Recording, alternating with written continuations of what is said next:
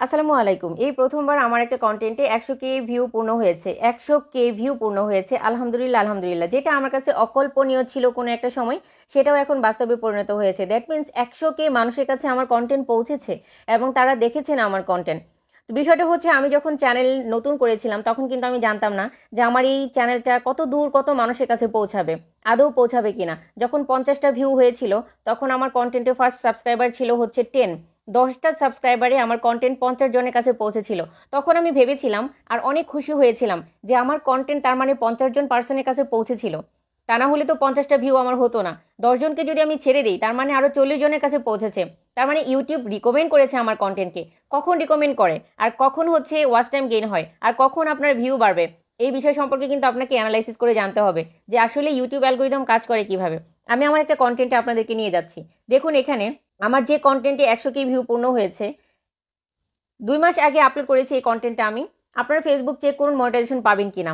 আচ্ছা, তো এই কন্টেন্টে 100K ভিউ পূর্ণ হওয়ার কারণ কি এবং কিভাবে এই কন্টেন্টে 100K ভিউ পূর্ণ হয়েছে, আপনাদের কিভাবে হতে পারে, এই সম্পর্কে থাকছে আজকে পুরো ভিডিওটি। আপনারা কিন্তু ভিডিওটি স্কিপ করবেন না, পুরো ওয়াচ করবেন, কেননা এখান থেকে ছোট ছোট ইনফরমেশনগুলো জানতে পারবেন যে আপনি যে নিশেই কাজ করছেন না কেন, আপনার কন্টেন্টের জন্য কিভাবে আপনাকে কাজ করা উচিত এবং কোনগুলো বিষয় সম্পর্কে আপনাকে সচেতন হওয়া উচিত।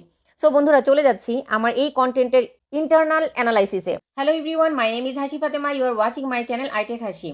ভিডিওটি স্কিপ করবেন না, পুরো ভিডিওটির সঙ্গেই থাকবেন, কেননা আজকের ভিডিও থেকে আপনারা অনেক ছোট ছোট ইনফরমেশন জানতে পারবেন, যে ইনফরমেশনগুলো আপনার চ্যানেলের জন্য অনেক বেশি গুরুত্বপূর্ণ হতে যাচ্ছে এবং আপনি অ্যানালাইসিস করতে পারবেন যে আপনার চ্যানেলের জন্য আপনার আসলে কি করা উচিত। বন্ধুরা, এখানকার আমার ভিডিও পারফরমেন্সে যদি আমি আপনাদেরকে দেখিয়ে দিই, আপনারা খেয়াল করে দেখুন এখানে র্যাঙ্কিংয়ে রয়েছে 1 of 10, অর্থাৎ 1 of 10 মানে হচ্ছে লাস্ট বিগত যতগুলো ভিডিও আপলোড হয়েছে, লাস্ট বিগত 10টা ভিডিওর মধ্যে র্যাঙ্কিং 1 মানে ফার্স্ট লেভেলে আছে। ইমপ্রেশন ক্লিক থ্রু রেট হচ্ছে 5.5% এবং অ্যাভারেজ ভিউ ডিউরেশন হচ্ছে 2 মিনিট 58 সেকেন্ড। অর্থাৎ এই ভিডিওটা কিন্তু অ্যাভারেজ ভিউ ডিউরেশন অনুসারে অনেক ভালো র্যাঙ্কিংয়ে আছে, কেননা এতটুকু পরিমাণ র্যাঙ্কিংয়ে থাকার কারণে কিন্তু আমার ভিডিওটা অনেক অনেক দর্শকের কাছে রিকমেন্ড করা হচ্ছে। এখানে ট্যাপ করে নিলাম। এখানে ট্যাপ করে নেওয়ার পর এখান থেকে আপনারা লক্ষ্য করে দেখবেন এইখানটাতে ভিউ হচ্ছে 100K এবং ওয়াচ টাইম হচ্ছে 4.9K। Come to the point, একটা ভিডিও দ্বারা আমি 4,900 ওয়াচ টাইম গেইন করেছি একটা ভিডিও দ্বারা। অর্থাৎ আপনার যদি একটা কোয়ালিটিফুল কন্টেন্ট থাকে, আপনি যদি একটা কোয়ালিটিফুল কন্টেন্ট মেক করতে পারেন এবং কোয়ালিটিফুল কন্টেন্ট যদি আপনি আপনার চ্যানেলে আপলোড করতে পারেন, আপনি কিন্তু সেই একটা কন্টেন্ট থেকে 4,000 ঘন্টার বেশি আপনি কিন্তু একটা ভিডিও থেকেই গেইন করতে পারেন। এখন খেয়াল করে দেখুন সাবস্ক্রাইবার আমি কতটা গেইন করেছি। এখানে সাবস্ক্রাইবার গেইন করেছি 3,200 উপরে আমি সাবস্ক্রাইবার গেইন করেছি। এখন বিষয়টা হচ্ছে, এখানে আপনারা যদি খেয়াল করেন একটা বিষয় দেখুন, আপনার 100K ভিউ কতগুলো মানুষের কাছে পৌঁছানোর পর আপনি পেয়েছেন, এইটা আপনি অ্যানালাইসিস করবেন যে আপনি 100K ভিউ পেয়েছেন সেটা কতটুকু মানুষের কাছে, কতগুলো মানুষের কাছে পৌঁছানোর পর আপনি পেয়েছেন। এই জন্য আপনি কোথায় যাবেন, এই জন্য আপনি রিচে যাবেন। এখান থেকে রিচে ট্যাপ করে নেবেন। রিচে ট্যাপ করার পর দেখুন এখানে রিচ দেখাচ্ছে কত, 1.5 মিলিয়ন। তার মানে 10,50,000-এর উপরে মানুষের কাছে আমার এই কন্টেন্টটাকে পৌঁছে দেওয়া হয়েছে। দ্যাটস ওয়াই আমার এখানে ভিউ জেনারেট হয়েছে 100.3K উপরে। অর্থাৎ আপনার কন্টেন্টে যত বেশি রিচ পাবে আপনি কিন্তু তত বেশি পরিমাণে ভিউ জেনারেট করতে পারবেন। এখন কথা হচ্ছে, এখানে আরেকটা বিষয় ইম্পর্টেন্ট, সেটা হচ্ছে ইমপ্রেশন ক্লিক থ্রু রেট। আপনার যদি একটা প্রপার থাম্বনেল না থাকে, আকর্ষণীয় থাম্বনেল না থাকে, আপনি যদি একটা অ্যাট্রাকটিভ থাম্বনেল সেট করতে না পারেন, দর্শকদের জন্য প্রয়োজনীয় এমন কোনো থাম্বনেল যদি আপনি সেট করতে না পারেন, তাহলে কিন্তু আলটিমেটলি আপনার কন্টেন্টগুলোর দর্শকের কাছে পৌঁছাবে না এবং দর্শকের কাছে পৌঁছানোর পর থাম্বনেল দেখে পছন্দ না হলে কিন্তু তারা ক্লিক করবে না। এবার আসি, ধরে নিন আপনার থাম্বনেলটা খুব আকর্ষণীয় হয়েছে এবং তারা দর্শকরা যখন পছন্দ করেছে তখন ক্লিক করেছে, কিন্তু এমন যদি হয় যে আপনার কন্টেন্ট যে রিলেটেড কন্টেন্ট সেই রিলেটেড কন্টেন্ট না হয়ে অন্য কোনো রিলেটেড কন্টেন্ট দিচ্ছেন, তাহলে কিন্তু কি করবে, দর্শকরা কিন্তু সেখান থেকে বের হয়ে আসবে, আপনার ভিডিওটা দেখবে না। যখন ভিডিওটা দেখবে না তখন কিন্তু ইউটিউব অ্যালগোরিদম ধরে নেবে যে এই কন্টেন্ট ভ্যালুয়েবল নয়, আবার নতুন নতুন দর্শকের কাছে পৌঁছাবে না। আপনারা একটা জিনিস খেয়াল করে দেখেছেন, শুরুতেই আপনাদের দেখিয়েছিলাম এই যে বিষয়টা, এখানে খেয়াল করে দেখুন এখানে অ্যাভারেজ ভিউ ডিউরেশন হচ্ছে 2 মিনিট 58 সেকেন্ড হচ্ছে তার অ্যাভারেজ ভিউ ডিউরেশন। অর্থাৎ দর্শকরা যখন এই কন্টেন্টে যাচ্ছে থাম্বনেল দেখে, তখন কিন্তু তারা সেখান থেকে বের হয়ে আসছে না, পুরো ভিডিওটা দেখে নিচ্ছে যে এখানে ভিডিওতে কি বলা হয়েছে।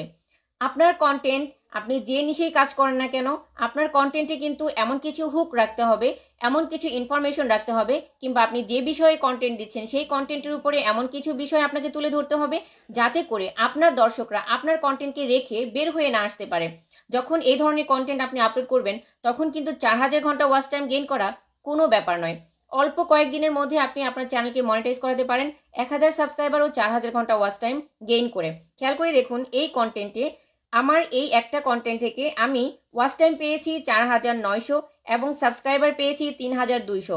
যেখানে আমাদের ক্রাইটেরিয়াতে বলা হয়েছে লাস্ট 1 ইয়ারে 1000 সাবস্ক্রাইবার ও 4000 ঘন্টা ওয়াচ টাইম, সেখানে একটা ভিডিও থেকেই 3000 সাবস্ক্রাইবার এবং 4900 ওয়াচ টাইম গেইন করা সম্ভব, শুধুমাত্র আপনি যদি প্রপার ওয়েতে একটা সঠিক কন্টেন্ট আপলোড করতে পারেন। সুপ্রিয় দর্শক বন্ধুরা, আপনারা যে নিশেই কাজ করেন না কেন, আপনাদের সঠিক কন্টেন্টটাকে বাছাই করতে হবে, ট্রেন্ডিং কন্টেন্টটাকে বাছাই করতে হবে। কোন ধরনের কন্টেন্ট আপনার চ্যানেল রিলেটেড, কোন ধরনের কন্টেন্ট এই সময়ে এই মুহূর্তে দর্শকরা দেখতে পছন্দ করছে, সেটা কিন্তু আপনাকে অবশ্যই অ্যানালাইসিস করতে হবে এবং সেইখান থেকে পিক করে নিয়ে তারপরে আপনাকে কন্টেন্ট আপলোড করতে হবে। যে আমার এই কন্টেন্টটার ভিউ যে জেনারেট হয়েছে বা আপনাদের পপুলার কন্টেন্টগুলোর যে ভিউ জেনারেট হচ্ছে সেগুলো কোথা থেকে বেশি আসতেছে এবং কোন জায়গা থেকে বেশি ভিউ জেনারেট হচ্ছে। এবার আমি এখান থেকে জাস্ট একটু নিচে চলে আসলাম। নিচে চলে আসার পর এখানে দেখুন রিয়েল টাইম, মানে এখনো পর্যন্ত 2397 জন মানুষ এই কন্টেন্টটা দেখছে। এবং এখানে যদি একটু লক্ষ্য করে দেখেন, এখানে কোথা থেকে আমি এই ভিউগুলো পাচ্ছি। Top traffic sources, suggested video, browse feature. দেখেন suggested video, browse feature, other YouTube feature, direct or unknown, external. অর্থাৎ এইগুলো ট্রাফিক সোর্স থেকে কিন্তু আমি এই ভিউগুলো জেনারেট হচ্ছে বা এই ভিউগুলো, এই কন্টেন্টের জন্য এই ভিউগুলো আমি পাচ্ছি। সাজেস্টেড ভিডিও হচ্ছে আপনার কন্টেন্টটাকে ইউটিউব যখন সাজেস্ট করবে। আর ইউটিউব কখন আপনার ভিডিওকে সাজেস্ট করবে?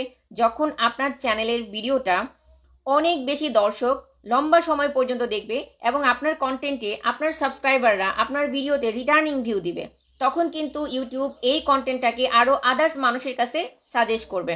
এরপর হচ্ছে browse feature. Browse feature is very very important. Browse করার পর আপনার কন্টেন্টটা যদি আমার সামনে আসে তাহলে কিন্তু সেই সার্চ থেকে আপনি ভিউ জেনারেট করতে পারেন। সেটা কিভাবে? যেমন যখন কেউ লিখছে to monetize Facebook channel or Facebook channel monetization criteria, তখন কিন্তু আমার কন্টেন্টটা তাদের সামনে চলে যাচ্ছে, ব্রাউজে চলে যাচ্ছে। যখন আমি ব্রাউজ করার চেষ্টা করতেছি ইউটিউব হোম থেকে যে কিভাবে ফেসবুক মনিটাইজেশন পাওয়া যায় বা ফেসবুক মনিটাইজেশন পাওয়ার জন্য ক্রাইটেরিয়া কি কি, তখন কিন্তু এই কন্টেন্টটাকে সাজেস্ট করা হচ্ছে ওইসব দর্শকের কাছে যারা এটা নিয়ে সার্চ করছে। এটাকে বলা হচ্ছে ব্রাউজ ফিচার। অর্থাৎ আপনি যে নিশেই কাজ করেন না কেন, আপনার কন্টেন্ট ব্রাউজ ফিচারে কখন যাবে? যখন আপনি সার্চেবল কিওয়ার্ড, ট্যাগ, হ্যাশট্যাগুলো ব্যবহার করবেন ভিডিওতে। যেটা আমি সবসময় বলে থাকি যে আপনার কন্টেন্টকে আপনি প্রপার এসইও করে আপলোড করুন ক্রোম ব্রাউজার থেকে সঠিকভাবে, তখনই কিন্তু আপনার কন্টেন্ট সার্চে আসবে, ব্রাউজ ফিচার থেকে আসবে। এরপর দেখুন others YouTube feature. Others YouTube feature মানে হচ্ছে অন্যান্য ফিচার থেকেও কিন্তু আমার ভিউ জেনারেট হচ্ছে। Direct or unknown, external, YouTube search and channel pages এবং প্লেলিস্ট। অর্থাৎ প্লেলিস্ট থেকেও ভিউ জেনারেট হচ্ছে, চ্যানেল পেজ থেকেও ভিউ জেনারেট হচ্ছে। চ্যানেল পেজ মানে হচ্ছে অন্যান্য চ্যানেল পেজগুলো যখন আমাকে ভিউ দিচ্ছে বা আমার কন্টেন্টগুলো দেখছে। ইউটিউব সার্চ থেকে যখন পাচ্ছি, ইউটিউবে অটোমেটিক্যালি সার্চে যখন আসছে তখনও কিন্তু আমার ভিউ জেনারেট হচ্ছে। অর্থাৎ আপনার মাথায় রাখতে হবে আপনার কন্টেন্টগুলোকে প্রপার ওয়েতে আপলোড দিতে হবে। বর্তমান সময়ে কন্টেন্ট ক্রিয়েট করতে গেলে আপনাকে সঠিক নিয়মে সঠিক ওয়েতে চ্যানেল এসইও করতে হবে এবং ভিডিওগুলোকেও প্রপার এসইও করে আপলোড দিতে হবে, যাতে করে আপনার কন্টেন্টগুলো দর্শকের কাছে পর্যন্ত পৌঁছায়। আপনি যখন এগুলো প্রপার নিয়মে করবেন তখন 100% আপনার 4000 ঘন্টা ওয়াচ টাইম এবং 1000 সাবস্ক্রাইবার গেইন করা মাত্র কয়েকদিনের ব্যাপার। আশা করি সবাই কথাটা বুঝতে পেরেছেন এবং বিষয়টা বুঝতে পেরেছেন। সবাই ভালো থাকবেন, সুস্থ থাকবেন। কথা হবে আবার নতুন কোনো ভিডিওতে। টিল দেন, আল্লাহ হাফিজ।